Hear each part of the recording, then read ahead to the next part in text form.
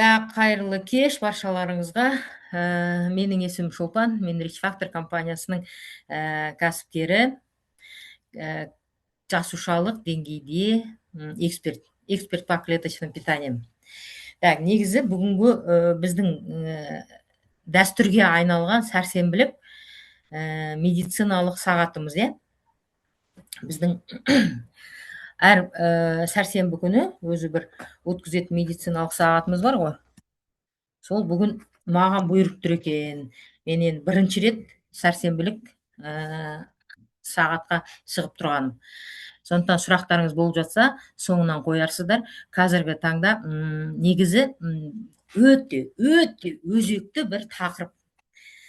Осы жерде отырған қонақтар болса да, жаңадан келіп жатқан, немесе біздің кәсіпкерлер болса да, осы тақырып аясында көп нетіп жатамыз, кездесіп жатамыз.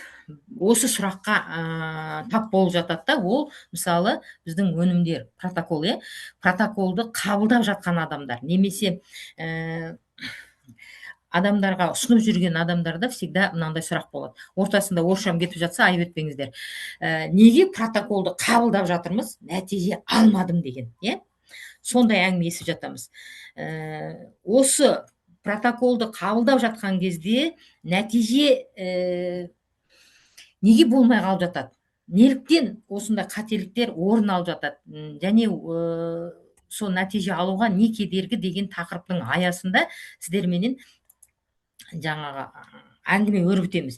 Негізі протокол неге нәтиже бермейді? Қателіктер мен кедергілер.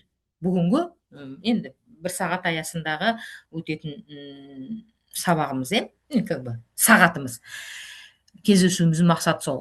Қателіктерді түсіну, нәтиженің себептерін анықтау, қалпына келу процесіне не керек екеніне. Жалпы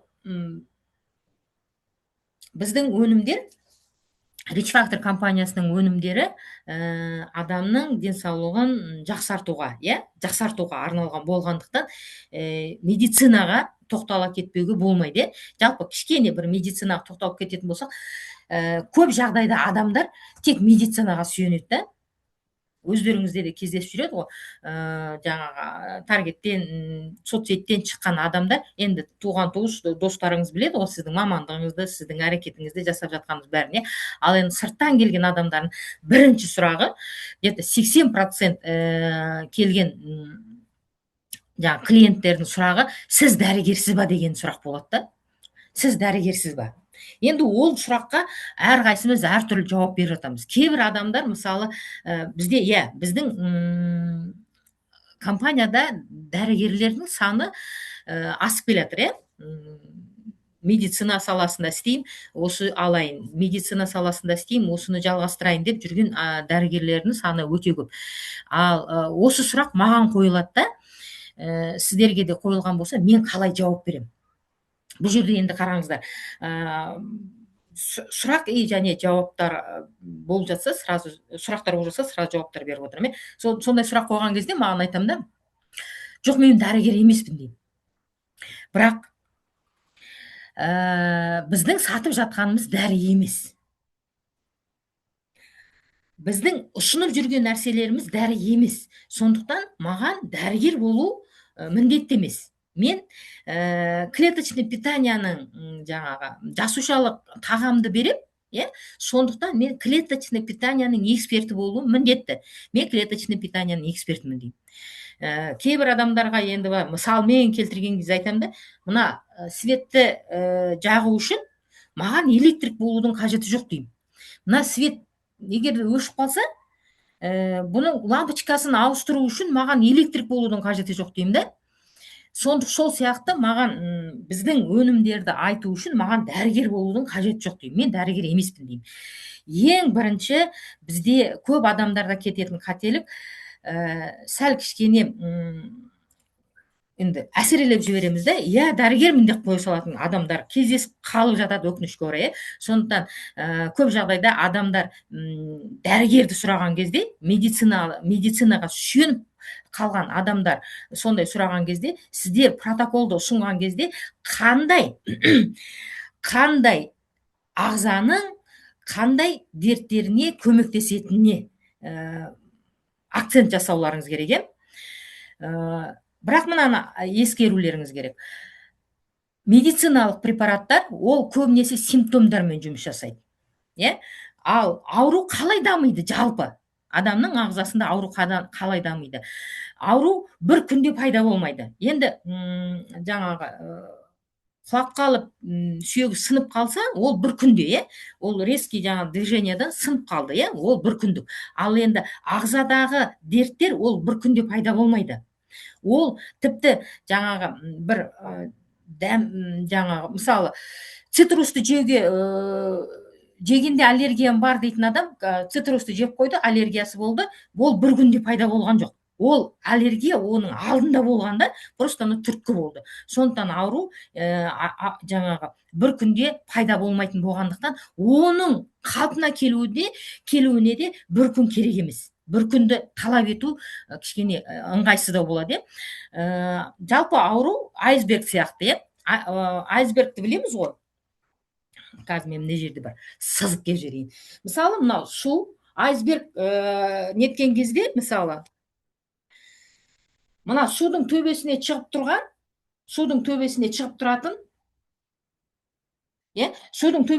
тұратын жерді ғана бір көреміз да, бізші. Мына айсбергтің ұшын ғана көреміз. Мынаның астындағы, мына жердегі болып жатқан, мына айсбергтің судың төбесіне шығып тұрған нәрсе, ол симптомдарымызда, бұл қанша жылдан бері көтерілген дүние ғой. Сондықтан бар ғой, ауру осы айсберг сияқты көтеріліп судың төбесіне шығады. Ал оны негізі айсберг принципі деген тек қана симптомды көретіндеріміз. Міне, симптомды көретіндеріміз. Ал мына оның судың астындағы болып жатқан нәрсе негізгі себеп көрінбейді. Адамның ағзасында дағы аурулар мына симптомды көрген кезде ғана жүгіреді адамдар, больницаға, не болмаса жаңағы дәрі-дәрмекті ішуге. Ал біздің ағзамызда клеткамыздың ішінде жаңағы судың астында жатқан айсбергтің тамыры сияқты оны байқамайды да. Енді қараңыздар, дәрігерлер не істейді? Симптоматикалық ем жасайды, симптом басады. Бірақ негізгі себеп қалып қояды. Негізгі себеп жойылмайды. Мен бұл жерде дәрігерлердің еңбегін жоққа шығарғым келмейді. Бәленбай жыл соған оқытады ғой енді. Маңызды мына нәрсені түсіну керек та, дене өзін-өзі реттейтін жүйе. Өзін-өзін реттейтін жүйе. Ал өзін-өзін реттеу үшін, қалпына келтіру үшін әрекет керек та, әрекет керек. Мына айсбергтегідей, айсбергтің несіндегідей, біздің себебін анықтап көрмейінше, мына кейбіреулер келеді ғой, бүйтіп айтады, протоколды алған кезде айтады, мен жаңағы жировой гепатозым кеткен жоқ әлі дейді. Менің жаңағы бауырдың фиброзым әлі орнында тұр. Мен ішіп жатқаныма 2 ай болды, 3 ай болды дейді. Нәтиже көрмедім дейді. Мына айсбергті айтып тұр да, ол ана түбіндегі мәселені шешіп жатқанменен кішкене санаспайды. Мысалы, менде осы жақында болған бір клиентпенен не болды? Хабарласып тұратын адам айтады да, мен 4 ай іштім. 4 айда менде жировой гепатозым әлі кетпеді. Неге кетпеді? Мен жировой гепатозға іштім. Аха, жақсы. Олай болса, қазір мен бір-екі сұрағым бар. Жалпы жағдайыңыз қалай? Жалпы состояниеңіз қалай? Жалпы жағдайым жақсы. Көңіл күйім жақсы болды. Ұйқым тынышталды. Жаңағы дәретім орнына келді. Давлением орындалды дейді. Қараңыздар, мына симптомдары, ана ол өзі жировой гепатоз деген кезде, фиброз деген кезде жүгірді да, ал соған соған дейінгі дерттердің біртіндеп кетіп жатқанын, ағзаның қалпына келіп жатқанын ойламай жатыр да. Енді қараңыздар, негізгі Николай Амосов деген бар екен, соның бар ғой, бір қағидасы бар екен. Дәрігер тек көмектеседі. Негізгі жауапкершілік адамның өзінде дейді екен да. Қараңыздар. Осы егерде интернеттен Амосов қағидалары деп нетсеңіздер, 7, 8, 9 қағидасы шығады. Соның бүресінде айтады. Дәрігердің қолына түспеуге тырыс дейді. Егерде сен оның қолына түссең дейді, сенің жаңағы басқа жағынан көмектесіп кетеді да, сенің өзіңнің дертің жолда қалады дейді. Негізі ол өзі дәрігер кісі, иә. Енді қараңыздар, ал бізге денсаулықтың қазір өте өзекті болып тұр ғой, денсаулық деген өте өзекті. Бірінші байлық денсаулық деп атам қазақ баяғыдан айтқан. Бірақ қазір мына әсіресе ковидтен кейін ненің иммунитеттің керек екенін, және денсаулықты ешқандай ақшаға сатып ала алмайтыныңды адамға Алла тағала өзі көрсетіп берді. Енді қараңыздар, осы өзекті болып тұрған денсаулық құрғанға дейін әрекетті адам түсінбейді. Айтып жатамыз ғой, аурудың 6 этапы бар деп, сол 6 этаптың 4 этапы мына судың астындағы этаптарды, мына 5-ші 6-шысы тек қана айсберг. 5-ші 6-шыны кетіргісі келіп адамдар неге жүгіреді? Дәрігерлерге жүгіреді, немесе. Енді қараңыздар, неге нәтиже жоқ? Тез нәтиже көргісі келеді адамдар.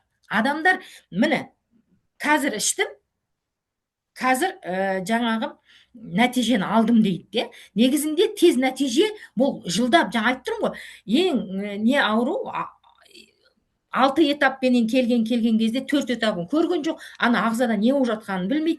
Бас ауырса, бастың дәрісін ішіп, жүрек ауырса, жүректің дәрісін ішіп, аллергия болса, аллергияны жабатын жаңағы дәрілерді ішіп, противогрибковыйларды ішіп деген сияқты сөйтіп жүре берді. Ол ана белгі беріп жатқан кезде адамдар ағзасына мән берген жоқ. Ол деген, қараңыздар, аллергияның шығуы, давленияның көтерілуі, тағы жаңа уже сыртқа жара болып шығу, соның барлығы уже ағза сізден ойбайлап, айғайлап көмек сұрап жатқаны да, уже сізден ақырын көмек сұрады, түсінбей қойдыңыз, содан кейін барып ағзаны түсінбегендіктен ол жаңағы осындай қатты әсірелеп сіздердің нетті. Негізінде шындық неде? Шындық ағза тез бұзылмайды. Ағзада жаңа процестер бірте-бірте жылдап жүреді.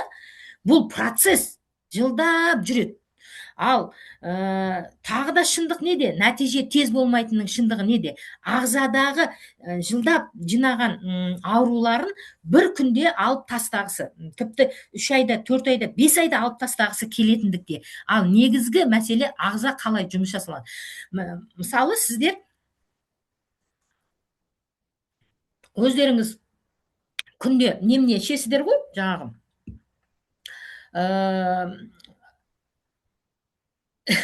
рич баобабты араластырып ішесіздер ғой. Сол рич баобабты араластырып ішкен кезде ананың қабырғасында қалып қояды ғой, е? Ыдыстың сыртында қалып қояды, оны жуасыздар. Просто так бүйтіп су құйып тастай салған кезде ол жуылмайды. Қолмен жуасыздар, или болмаса тағы да сол кезде ғана кетеді ғой. Сол сияқты ағзада тазалану керек та, қалпына келу керек, сол кезде ғана барып нәтиже болады. Ал оны өкінішке орай көп жағдайда жаңағы адамдар оны тазалануды, қалпына келуді жаңағы өткізіп жіберіп, тек нәтижені көргісі келеді. Енді мысалы, мен всегда өзімнің кейбір клиенттарым айтам да, даже адам дүниеге келу үшін, әйел адам дүниеге бір баланы алып келу үшін 9 ай көтереді ғой. Оның өзінің уақыты бар ғой. 9 айда, мысалы, бір айда маған срочно бала керек деп, маған срочно туы керек деп туасамайды ғой. 9 айда толғаға келіп туады, сол сияқты ағзаның өзінің тазалану, әр адамның өзінің жаңағы дертінің, айсбергтің асты қаншалықты жайылып тұрғанына байланысты да, айсбергтің жайылып тұрғанына байланысты. Соның бәрін ақырын ретке келген кезде ғана нәтиже көретінін ұғыну керек та. Ал енді бұл жерде мынандай мәселе бар да, көп адамдар жауапкершілікті өздеріне алғысы келмейді. Әсіресе қазір енді қуанышымызға, қуанышымызға байланысты дейін ба, не дейін, короче, түсіндіңіздер, негізінде қазір адамдардың көбісі осы клеточный питанияны түсініп жатыр.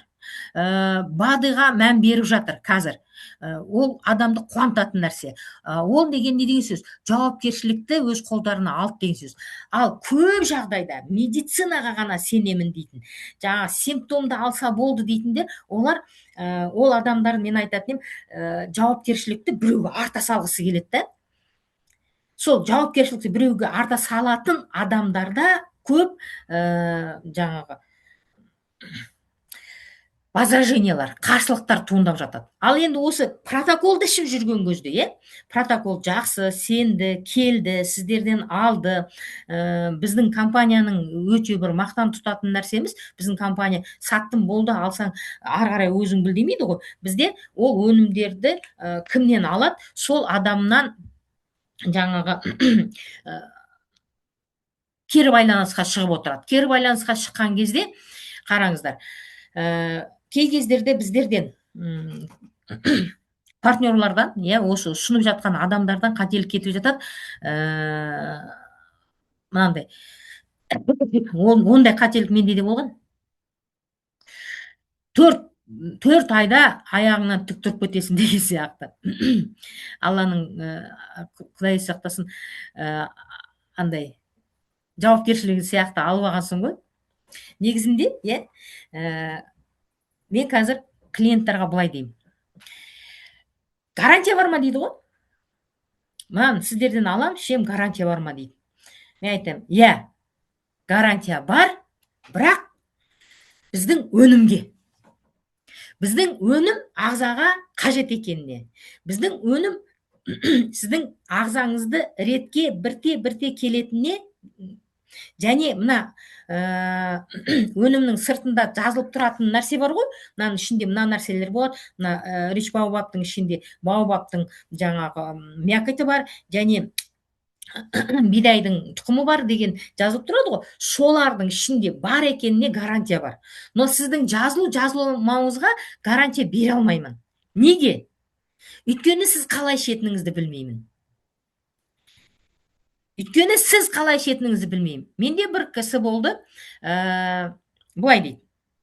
Мысалға, келтірген адамды айта берейін, мен 4 ай іштім, 4 айдан кейін барып түстім, сөйсем, менде мынандай әлі фиброзым кетпеген. Содан кейін Жұмабек Рамазановичпен сөйлесем деп қоймады ғой. Содан жарайды, жақсы, Жұмабек Рамазановичпен сөйлестік, сөйлесіп жатқан кезде айтады, сіз онда бір ағзаңызға зиян келтіретін нәрсе ішіп қойған шығарсыз, жеп қойған шығарсыз, диета ұстадыңыз ба дейді ғой. Сонда айтады, жоқ, маған Шолпан ханым деген диета ұстама деп айтты ғой дейді. Вот өзіміз аузымыздан авария болып тұр, қатаң диета ұстама деген ғой. Сөйтсем, ол диета ұстама дегенді алғанда жаңа деген нені диета ұстамаған. Енді қатаң диета ұстау. Короче, тәртіпті бұзып жіберген. Енді қараңыздар, қандай қателіктер болады? Протоколдан нәтиже ұзақ уақытқа дейін болмайтын кезде кездесетін қателіктер. Бірінші, жүйесіз қабылдау. Біз мына протоколды берген кезде айтамыз ғой, мынаны таңертең, түске, кешке жақын. Кей жағдайда таңертең, кешке жақын дейміз. Сөйтіп жүйемен береміз ғой, сол жүйесіз қабылдауы.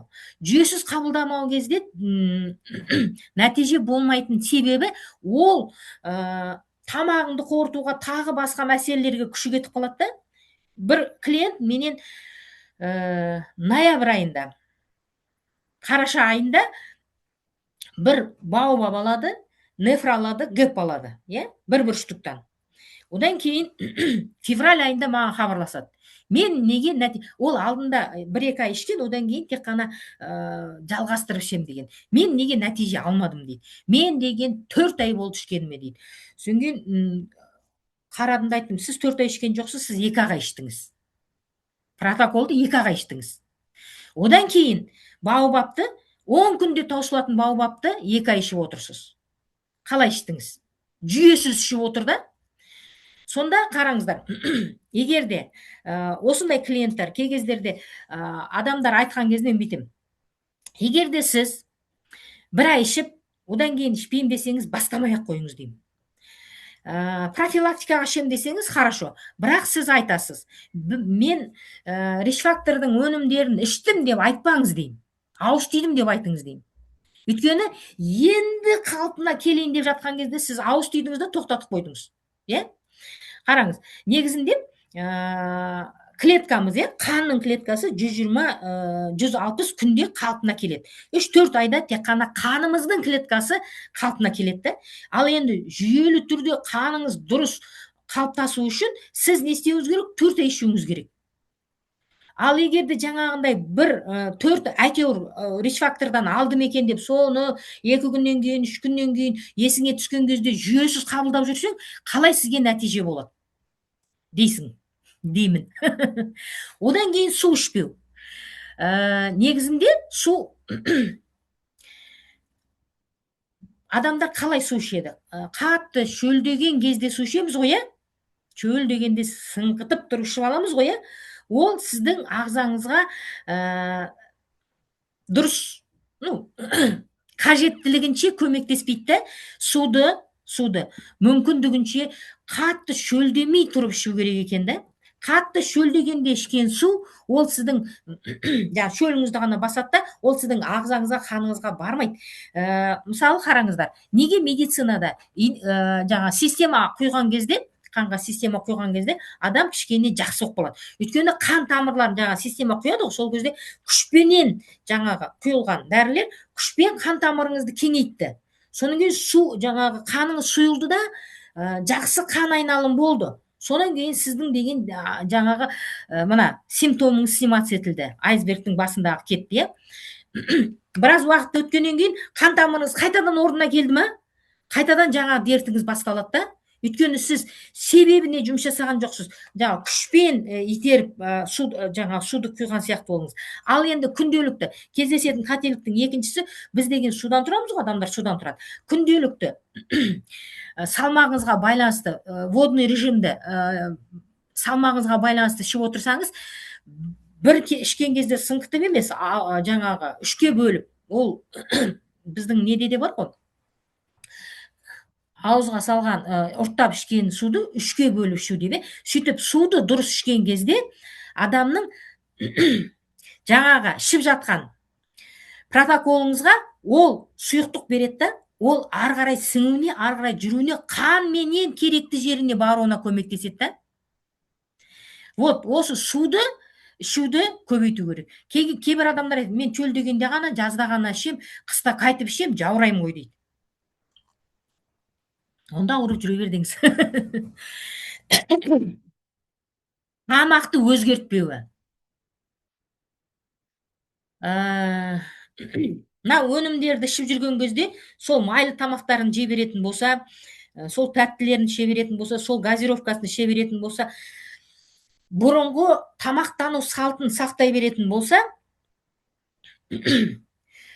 мына протоколға алған өнімдердің күші, ол сол тамақты реттеумен кетіп қалады да, ана жаққа ақырын әйтеуір 1%, 2%, 10% ғана барады. Сондықтан мен өзімнің аузымнан авария болдым ғой.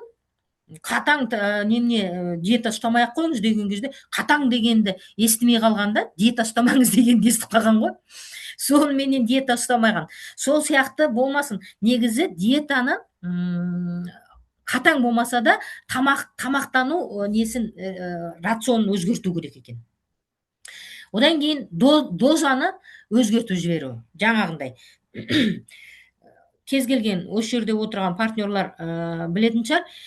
Бір продукцияны алады да, мысалы менде бүгін повторный покупка болды. Сол повторный покупка кезінде қараймын ғой, ана кісі қай кезде алған. 2 ай ішкенде, одан кейін ораза болды, одан кейін оразадан кейін ораза ұстайтын уақыттары болды, оның тойы болды, сөйтіп енді айтады да, мен 3-ші айдікін алайын деп едім дейді. Қараңыздар, 3-ші айдікін алайын деп тұрған жоқ, ол кісі қайтадан 1-ші айдікін алайын деп тұрды. Өйткені ортада ол кісі не істеді? Үзіп тастады. Ол бір қателік, екінші қателігі жаңағы дозасын азайту. Мысалы, осы жерде кім Баяханымда ғой деймін, бір келіншек, короче, бір айға алған продукциясы бітеді, бірақ биогумин бітпейді. Биогумин бітпейді.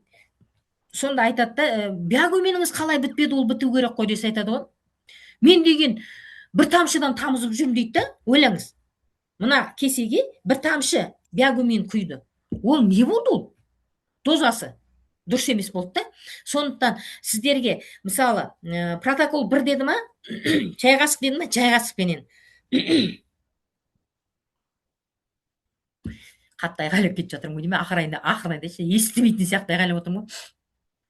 Дозасын өзгертпеу керек. Дозасын өзгертесіз қай кезде? Обострение кезінде.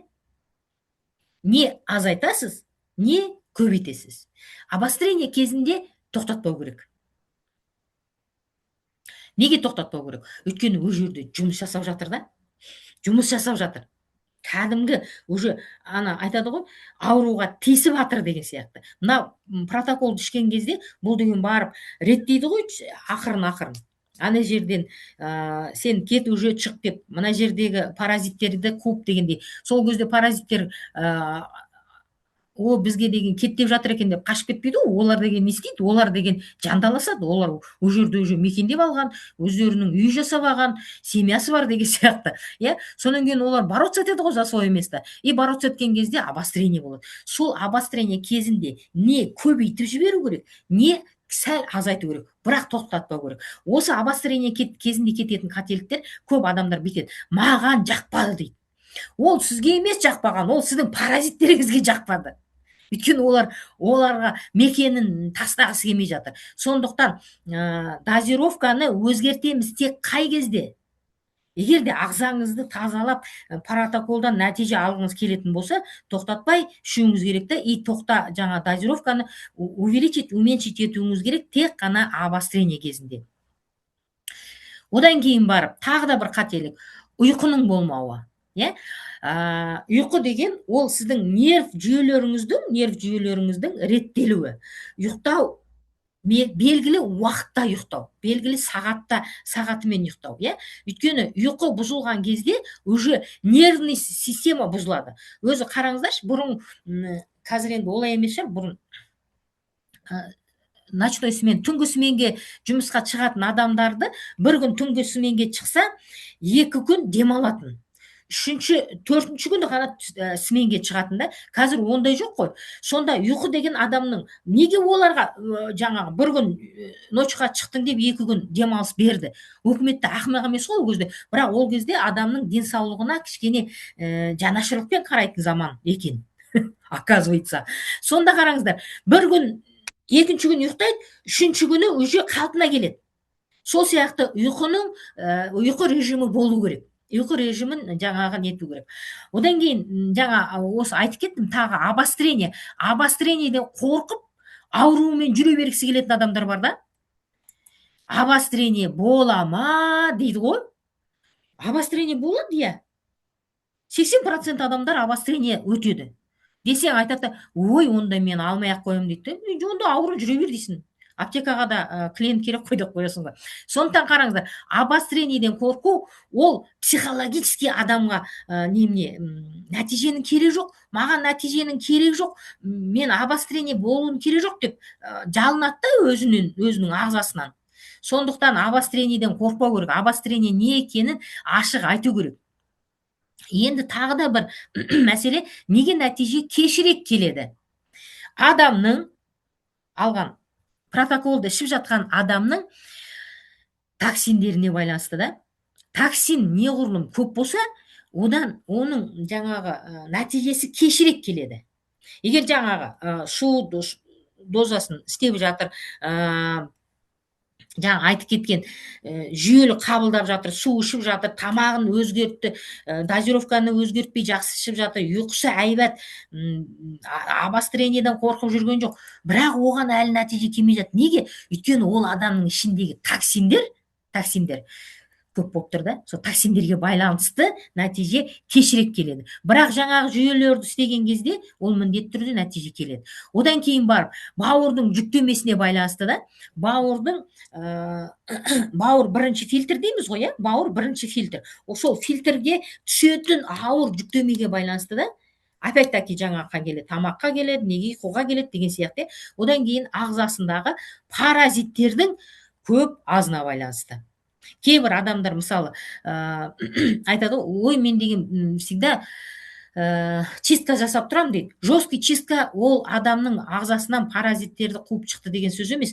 Жесткий чистка ол енді медицинаның өзінің зияны бар. Мен мысалы жесткий чистка жасатам деп, енді ол сөзді ұят жоқ, түйшек айналып кететін кез болған, иә. Сондықтан оның өзінің өте қатты зияны бар да, ол опять-таки сіздің бауырыңызға, нервіңізға жаңағы әсер етті. Сондықтан адамның кішкене нәтижеге кешірек келуі, жаңағы нәрсенің бәрін ұстаса, нәтиже міндетті түрде болады. Бірақ сәл кешірек болуы паразиттеріне байланысты, иә. Енді қараңыздар, жалпы қалпына, ағзаның қалпына келуіне, жаңа айтып кеткенде, айтамыз ғой, қанды ғана тазалаған кезде 4 ай, 4 айда бір тазаланады. Бірақ жаңағыларды ұстануың керек.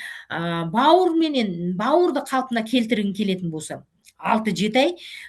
Жалпы мынау тамақ, ағзаңыздың тамағы.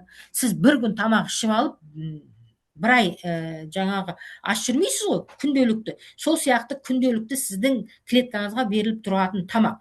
Ал енді осы тамақты сіз пока клеткаңыз, ана 12 мүшемізді Алла тағала жаратқан кезде, 12 мүшеміз жаратқан кезде, мынау кейінірек ауырсын деп жаратқан жоқ, или мынау ауру деп жаратқан жоқ.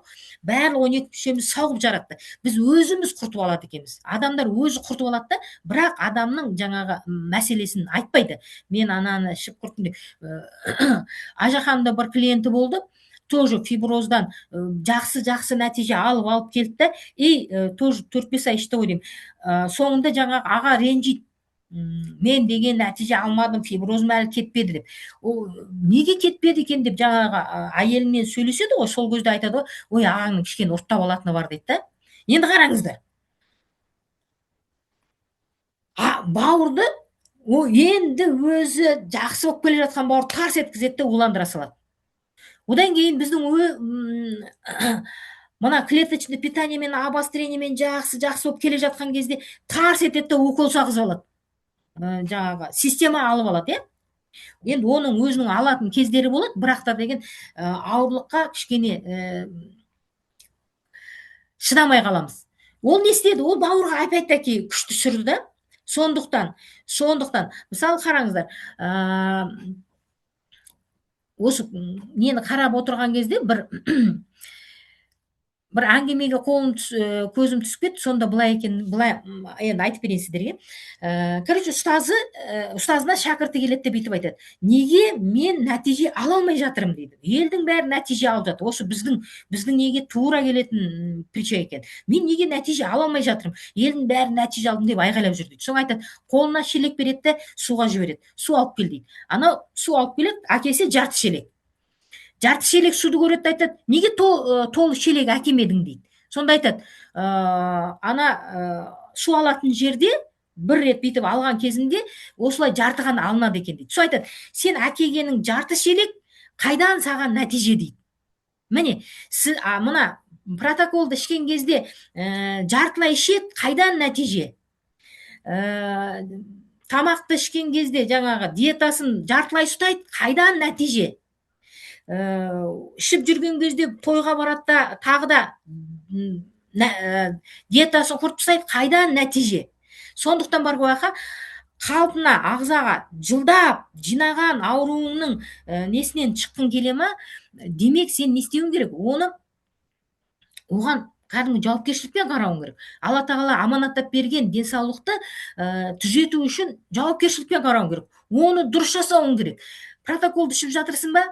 Жүйелі іш, су іш, тамағың дұрыста, ұйқыңды тұрыста, тұрақтылығыңды жаса да. Мысалы, бір күн ішіп, 2 күн ішпеу деген емес.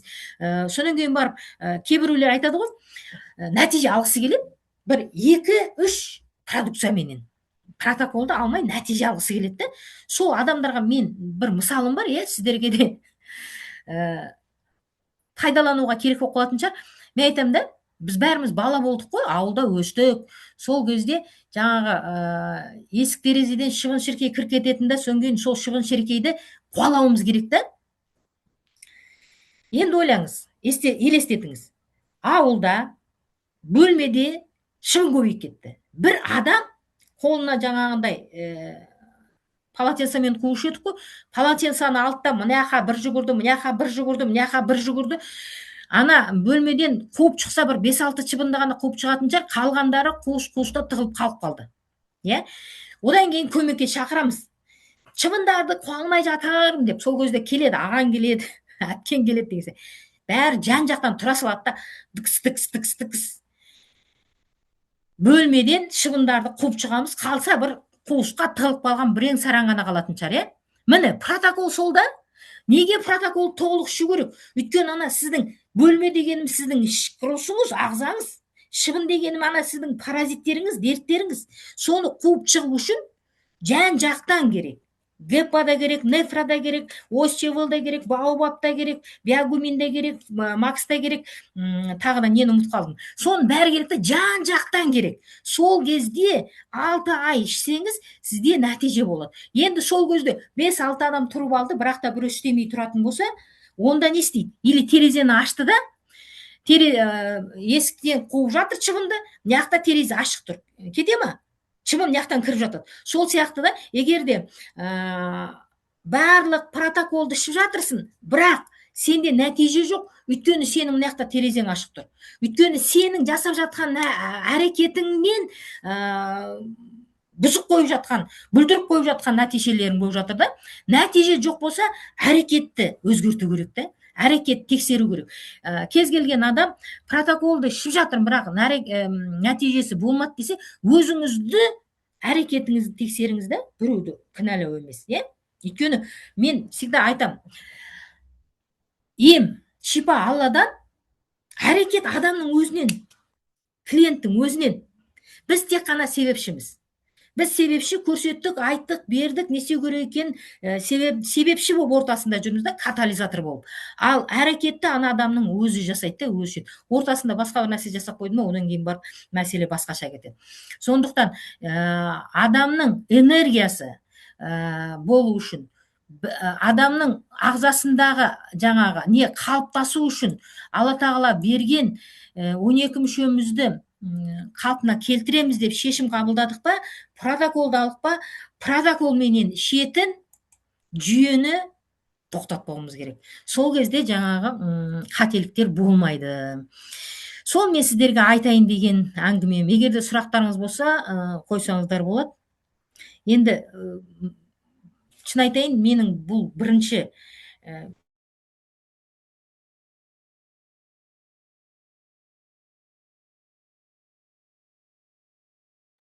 Чолпан ханым, кажется, вот это что Звук өшіріп тастадыңыз. Мен емес, өшірген бір администратор өшіріп тастады. Соңғы сөзім естілмеу керек сөз болып тұрған ғой, значит. Айта беріңіздер, қандай сұрақ бар? Қосып көріңіздерші, микрофон қосылды ма? Қосылды. Şu сұрақтарыңызды қоя беріңдер по очередь.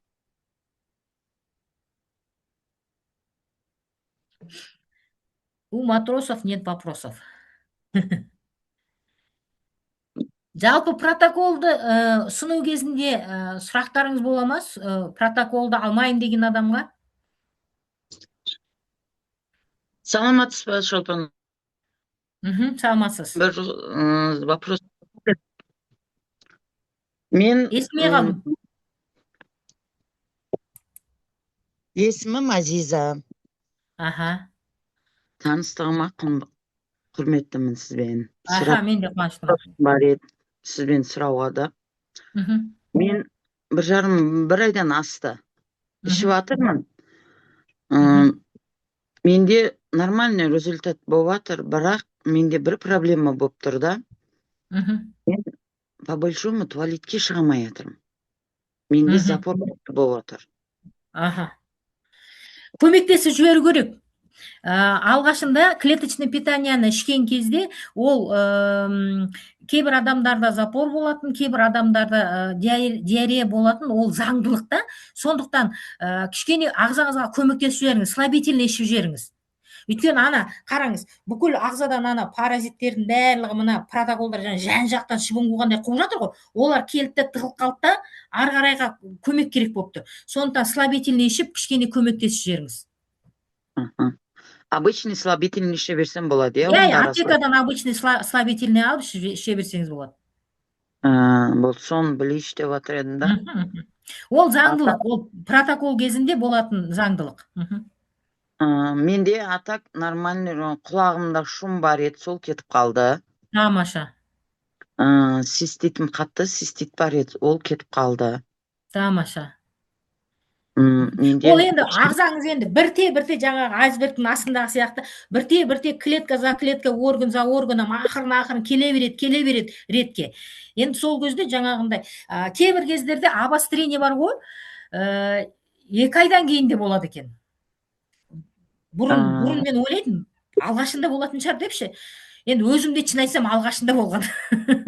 Сол сияқты болады екен десем, оказывается, ол 2 айдан кейін де обострение бола береді екен. Потому что мына реттеп келе жатады ғой, мына ағза жан-жақтан реттеп келе жатыр ғой. И бір жердегі мәселені шешетін кезде тағы да обострение болып кетеді екен. Сондықтан обострение кезінде қорықпаңыздар, ортасында запор болып жатса, жаңағында слабительный ішіп жіберіңіздер. Сон білейш деп отыр едім, рахмет. Жақсы, рахмет. Тағы қандай сұрақтарыңыз бар? Саламатсыз ба? Саламатсыз, Аягөз. Саламатсыз. Есіміңіз Аягөз ба, жоқ, Аягөзденсіз ба? Аягөзбін. Аягөзге бармағам. Көрмегем, соны көру керек болып жүр. Есіміңіз Аягөз ба? Иә, Аягөз. Өте тамаша есім екен, мен бірінші рет естіп тұрмын. Жақсы, сұрағыңыз. Мен бұл чатқа осы Rich Factor чатына кіргеніме 1 жылдан асты ғой деймін. Сол баста результаттарын көріп ұнаттым да, бірақ арасында бір кіріп шығып жүрмін чатқа, бірақ шықпай жүрмін почему-то чаттан. Сіз өзіңіз өнімді алып іштіңіз ба? Жоқ, енді айтып келе жатырмын ғой сізге жайлап. Арасында кіріп қарап қоям, статустарын қарап қоям, мен тіркеген кісінің. Сонымен енді менде қазір сұрақ алып ішпегем, бағасын бір естідім да, ой қымбат екен деп қойдым. Сонымен әлі сол кіре алмай жүрмін. Протокол деген нәрсені түсіндіріп жіберсеңіз, сосын алдында бір продукцияның бағасын сұрағанда, өздеріңіздің компанияның жеке бағасы бар екен да? Бұлай да алуға болады екен. Түсіндім мен сізді. Қараңыз, өнімдерді алып келейін енді онда. Сөйтіңіз, көрейік. Қанша өнім бар сіздерде?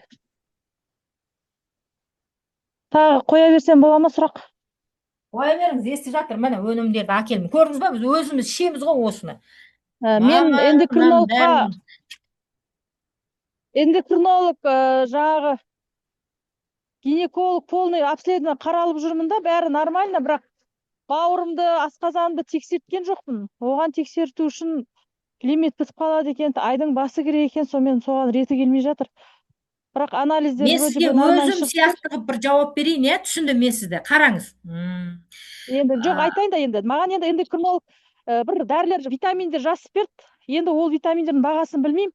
Сіздерде сол құрамы бар ма, сол D3 жазып берді, Ядамарина, памятқа да біраз витаминдер жазып берді. Енді ойланып отырмын, осы неден алсам бекен, әлде мен мына қолым ауырады, шынтағым. Маған диагнозын атын ұмытып тұрмын, содан жұмсам, қолымды жұмсам ауырады, шынтағыма барады. Қалай еді, ұмытып қалдым несін. Диагноз айтпай қойыңыздар, мен дәрігер емеспін. Ауруды мен бәрін түсінбеймін. Енді қараңыз, мен сізге түсіндіріп айтайын. Енді қазір бұл дәрілерді ішсем, маған суставтарға да көмегі бар ма? Памятқа, например. Ағзаға, арықтауға деген сияқты. Түсінейін. Гормондар өзгерген сияқты менде жаңағы. Түнде жұмыс істейін деген сияқты ғой. Аягөз ханым, мен енді қазір уақыт алмайық, мен сізді түсіндім, мен сізге жауап берейін. Қазір бірінші тез бағаларын айтып кетем. Протоколға кіретін өнім. Осевіл 35 мың теңге тұрады, мынау 1,5-2 айға жетеді. Фульвагумин Макс 22 мың тұрады, мынау сізге 1 айға жетеді. Биагумин 18 мың теңге тұрады, мынау сізге где-то 20 күнге жетеді. Баобаб 25 мың теңге тұрады, 10 күнне 3 мезгілден ішкен кезде сізге 10 күнге жетеді. 1 айға шөу керек. Мынау нефра, гепа, қақы кетіп қалды. Эларгинин, эларгинин көрсет. Мен нефа, гепа, эларгинин деген ішінде 60 капсула, бұл сізге 20 күнге ғана жетеді. Енді қараңыз, мына сіздің айтып отырған мәселелеріңіз, сіз жарай жақсы больницаға бардыңыз, эндокринолог уже щитовидка деген ол бауырмен тікелей байланысты. Ертең бауырға барасыз, бауырыңыз тексертеді. Анда мында барлық тексеруге жүріп жүрген кезде мына өнімдерді сөйтіп жүрген кезде анандай мынандай диагноз қойып береді. Медицина жақсы, керемет, диагноз қойып береді. Бірақ ол диагнозыңыз, емдеу жолын бағытын бермей, жаңа симптомды ғана снимать етеді. Гормондарға отырғызып қояды, гормональный жаңа нарушение болып тұр. Ол бауырмен тікелей байланысты. Оның өзі бір керемет тақырып Айжан Нұғманова өткенде күшті қылып түсіндіріп берген, менің наставнигім. Енді қараңыздар, мына өнім сіздің жаңа буындарыңыздың ауруы, аяқтың ауруы, семіруі, солардың бәріне әсер етеді ма дедіңіз ғой? Әсер етеді. Ағзадағы біздің мына 82 тамырымызға, 12 мүшеміздің барлығына көмектеседі. Неге? Өйткені біз клеткадан тұрамыз да, сол клетканың тамағы мынау. Мына клеткамыз тамақтандырған кезде иммунитетіміз көтеріледі. Иммунитетіміз көтерілген кезде денеміздегі дерттерді қуып шығарады. Бауырыңыз, сізде однозначно бауырыңызда или панкреатит, или жировой гепатоз бар. Өйткені содан кетіп болды. Өйткені бауырдың ауырғаны білінбейді, бауырда нервный окончание жоқ қой. Егерде тісіңіз ауырса, суық ішсеңіз дыз ете түсті, ыстық ішсеңіз дыз ете түсті, жүгіресіз. Ертесінде жүгіріп барасыз, мен сияқты қорқақ болмасаңыз, ертесінде жүгіріп барасыз стоматологқа. Соңғы или жұлғызасыз, елемдетесіз. Ал бауыр не істейді? Ол байқұс үнсіз жүреді, бір күні жарылады ғой. Ана үндемеген адамның мінезі шатақ дейді ғой, сол сияқты. Үнсіз жүріп, тарс етіп жарылады. Сол кезде мына көп адамдар бауырдың ауырғанын білмей қалып жатады. Неге? Өйткені ол жаңағы медицина медосмотрдан өткен кезде білдім жатады да. Өйткені ол белгі беріп жүрді. Ол қазір сіздің бауырыңыз белгі беріп жатыр. Ақырын сигнал беріп жатыр. Енді буындардың ауырғаны кететін себебі буында синевальный жидкость деген болады, Сол синевальный жидкостьті ана паразиттер ағзаңыздағы ішіп қойды, ол жақсы көреді. Мороженойды жақсы көреді балалар, сол сияқтаны синевальный жақсы көреді, ішіп қояды. Енді о жаққа жидкость бару керек, бауырдан бару керек, эльпролин, эльгистинин деген. Ол бауырдан барайын десе, бауыр өзі байқұс әлсіреп жатыр да, жіберілмейді аяққа. Сондықтан ағза иммунитет төмен болды ма, бітті, әр жеріңіз ауыра береді. Сондықтан енді шешім өзіңізден. Мына жерге қосқан адамға хабарласыңыз да айтыңыз. Мен деген алып шейін дедім деп. Сіз деген кіріп шығып жүрсіз да, мынандай бір жігіт от жағыпты да, жылынайын деп. Оттан жылына қоймағаннан кейін кетіп қапты, қайты кепті, от өшіп қапты, қайта жағыпты. Қайты кеп сөйтіп жүрген кезде біреу айтады еді, от жақтың ба, осы қасында отырып жылынсайшы деп. Сол сияқты сіз мына жерден алып, ішіп көрген кезде, сол жерден жылу алған адам сияқты дертіңізге шипа табасыз. Бірақ жаңағы нәрселердің бәрін істеуіңіз керек. Осы жерге қосылған адамға хабарласыңыз, сол адам сізге мынаның әр қайсысы туралы айтып береді. Мен бұның әр қайсысы туралы айтсам, қазір біз 4 сағат, 5 сағат отырамыз. Сондықтан Аягөз, сізді жақсы түсініп тұрмын. Медицинаға сеніп қалып жүрсіздер ғой, медицина. О жерге барғам десеңіз бара беріңіз, бірақ о жерде уақытыңыз жоғалтып аласыз. Ананы тексереді, мынаны тексереді, қазір деген түсінген барады, мынандай диагноз екен дейді. Болды. Мына дәріні ішті, ол дәрі сіздің басқа жеріңізді құртады. Неге медицинада жаңағы ем болмай жатыр? Өйткені біздің 12 мүшеміз бөліп алған олар.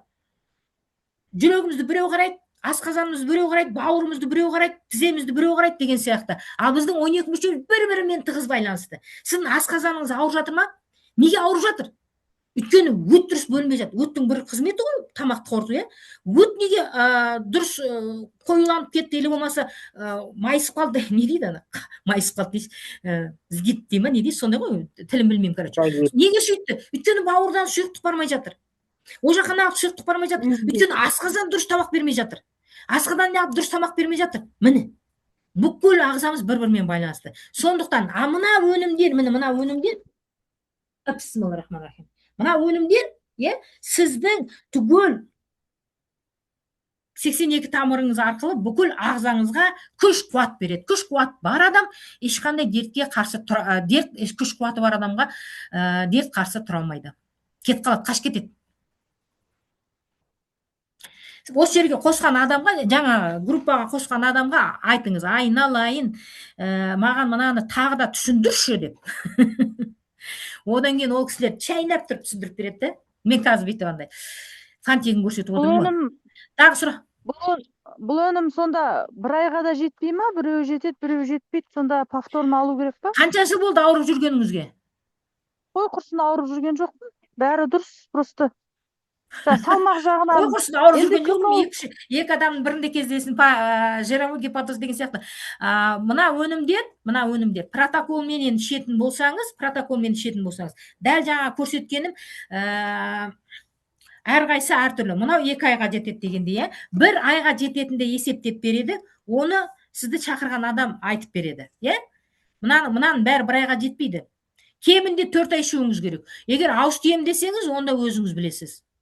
Ауыз тием десеңіз, бәрінен алып. Ал нәтиже алам десеңіз, кем дегенде 4 айдан ары қарай. Мен сізді қосылыңдар дегенге ойлаған, врач шығар деп кішкене сұрап не қылам ба деп. Мен дәрі сатып отырған жоқпын ғой. Қосылыңдар дегенде мен дәрі сатып отырған жоқпын. Мына протоколды ішкен кезде неге жазылмай жатыр адамдар? Соның қателіктерін айттым мен. Бағанан басынан бастап отырған болсаңыз, естідіңіз, протоколды ішкен кезде адамдар қандай, неге нәтижені тез алмай жатыр, нәтижені қанша уақыт алады, сол туралы айттым ғой мен. Мен дәрігер емеспін, жаңа басында айтып кеттім. Мен мыналардың экспертімін. Клеточный питанияның экспертімін. Тағы сұрақтар бар болса?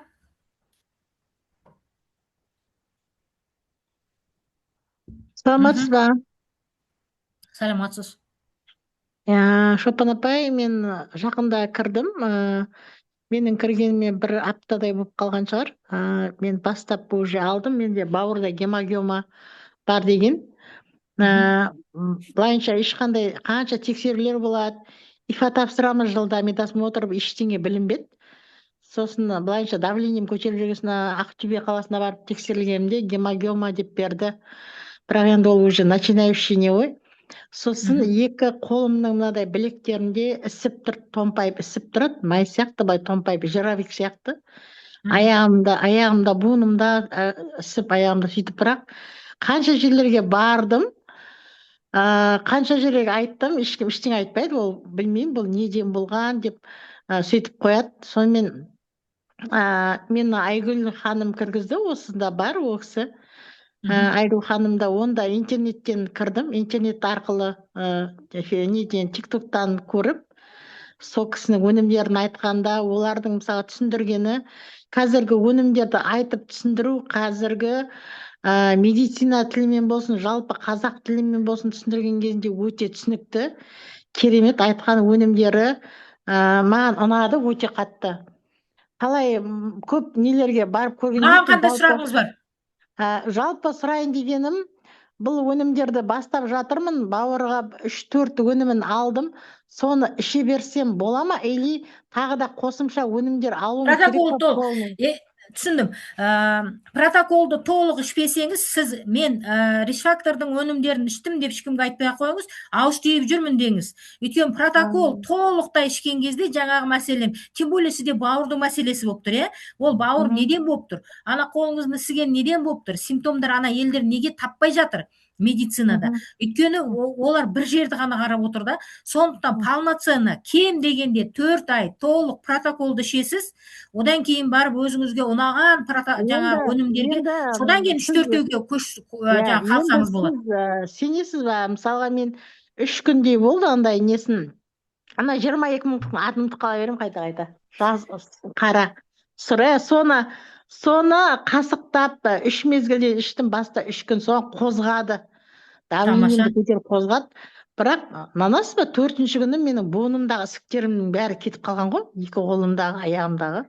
Тамаша. Мен таң қалып қалдым, мына барлықтар айтатын, бұл кетпейді, ол не деп. Оказывается, мен ойлап тұрмын, бауыр майды ыдырататын орган ғой. Бұл май артық дұрыс жұмыс істемей қалып, мен буындарыма май кетіп тұрма, жиналып тұрма деген ой келеді да маған. Ол қалай? Сосын Лимфа дұрыс жұмыс жасамағанда, қан дұрыс айналмаған кезде сондайлар болады. Гипаны алып ішіп жатырмын, өте керемет, жаңағы жақсы көріп, бірақ 2 мезгіл іш деген. Енді өлі Құдай, Алла жаңағы асқазанға баубапты, бәрін жаңағы несін шетінен қосқым келіп отыр. Рахмет, мен өте өнім, тамаша, енді айтатын жоқ. Алла денсаулық берсе, жай мен осыларды алып, қанша Сандуғашта атыңыз? Анар, жарайсыз, керемет. Міне, бірінші айдан бастап уже сізде қозғап жатыр. Әлі талай өзгерістер болады. Соны бір қағазға жазып жүріңіз, соны айтасыз, менде мынандай болған деп. Әсе біз ұмытшақ ауру, ұмыт қосылып кетсе, ұмытып қаламыз. Мен 2-3 күн, 1 жеті болған жоқ, өзі 3 келді салмақ тастаған ғой. Тамаша. Ол ана не ғой? Ісік қой, ісік кетіп жатқан. Ісік қой, негізі бауыр, негізі арықтамаймын, көбіне айтады, ол бауырыңыздан деп. Действительно, бауыр дұрысталса, шамалы неге кете береді екен, салмақ артық не кетеді екен. Бауыр тазарса кете береді екен.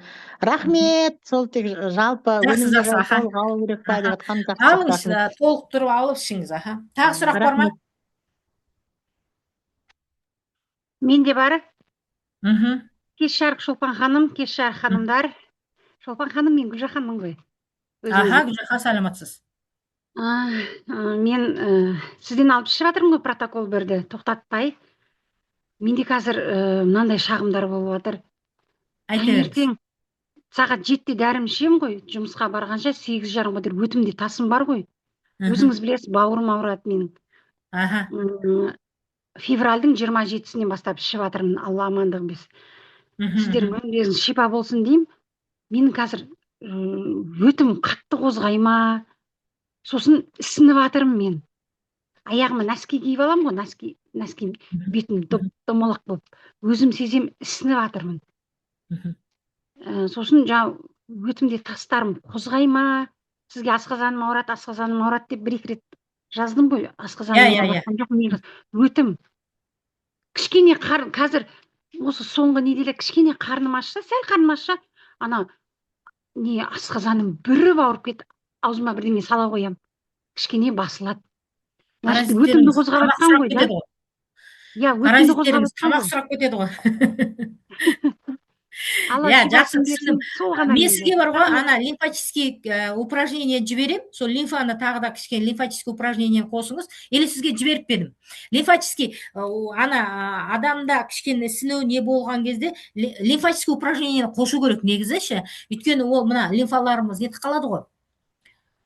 Мына жерлер кішкене лимфа тұрған жерлерге упражнение жасап жүру керек. Бездер ғой, бездер. Мына мысалы ана мен сізге жіберем соны, лимфатический упражнение. Соны алыңыз да, негізі Гүлжахан ханым, ана өтіңіз қозғалама, өтім нетіп жатырма деген, бауыр уже ақырындап ретке келіп бастады, и бауырдан дұрыс сұйықтық өте кете бастады да, енді өт қоюланған болса, өте тас болған болса, ана сұйықтық дұрыс болып барған кезде, мына өтке сұйықтық дұрыс, бауырдан өткен сұйықтық дұрыс сұйықтық барған кезде, ол ана тасты үгітіп болған кезде ерітіп ақырын шығарып тастайды да. Ол қанша жылдан бері жиналған нәрсе ақырын сөйтеді. Ол обострение кезінде ана гепа мен нефраны 2 капсуладан ішіп жеріңіз. Мынаны 1 капсула емес, 2 капсуладан ішіп жеріңіз. Жақсы. Сосын мен өткенде февральдың басында түстім ғой, фибросканға шақырып жатыр да, уже 3 айдан кейін. Ана поликлиникасын дәріні ішіп жатқан жоқпын, оны полностью лақтырып жердім ғой. соны түс деп шақырып жатыр. Түскім келіп тұрған жоқ, тағы да бір 3 ай ішсем тоқтатпай протокол берді. Содан кейін барып түссем деп жатырмын да. Жоқ, оларда не ғой, план ғой, план. План бойынша түшу керек, план бойынша бүйту керек, мынаны біз емдеп жатырмыз, құрсын өстіп жатырмыз деп айтады да, сондықтан оған пока түспей ақ қойыңыз. Өйткені бар ғой, ол бәрібір сізге излучение ғой, излучение. Сондықтан пока түспей ақ қойыңыз. Өзі болады, уақыт келген кезде түсесіз. Пока керек жоқ, уақытым жоқ деп қойыңыз. Я ертең барам, бүрсігүн барам деп құлақтан теуіп жүре беріңіз. Жақсы, рахмет Шолпан ханым. Так, тағы сұрақ болса, енді бір сұраққа жауап берем, содан кейін ұйықтайсыздар деп қойшы. Енді бір сұраққа жауап берем, одан кейін платный деп қояйын ба? Бір сағаттай уақыт отырып қалдық, сондықтан бір сұрақ қойсаңыздар, содан кейін эфирді Ишарық. Жаңағы упражнение дедіңіз ғой, соны общий чатқа жіберсеңіз, біз де жасайық. Жарайды, жақсы. Қазір тұра салып жасап кетейін ба?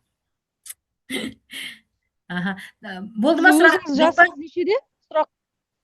Ау. Жасыңыз нешеде білуге бола ма? Мен ба? 18-ден асқам. 50-ден асқам. Так, соңғы сұраққа жауап бердім, жасымды сұрады.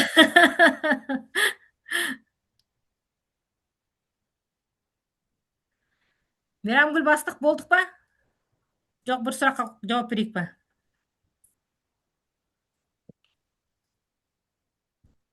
Сұрақ болмаса, Шолпан ханым, завершать ете берейік. Жақсы, сіздермен бірге болғаныма қуаныштымын. Енді тағы да Алланың қалауымен осы бүгінгі күні сіздерге шыққаптым, бар біліммен бөлісуге тырыстым. Қуанышты сәттер көп болсын, еліміз аман, жұртымыз тыныш болсын. Нәтиже алып жатқан адамдар, міндетті түрде нәтижелеріңізбен бөлісіңіздер. Айтады ғой, қуанышпен бөліссе көбейеді деп. Сондықтан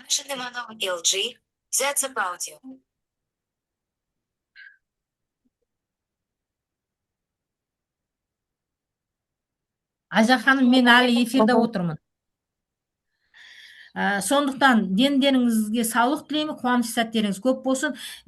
Результаттарыңызбен бөліссеңіздер, нәтижемен бөліссеңіздер, нәтижелеріңіз еселеніп бола береді. Өйткені айтады да, Алла тағала былай дейді. Сен осында нәтиже деп тұрсың, міне саған нәтиже дейді де, керемет нәтижені бере береді. Сондықтан барларыңызбен бөлісе берейік. Аман сау болайық. Рахмет.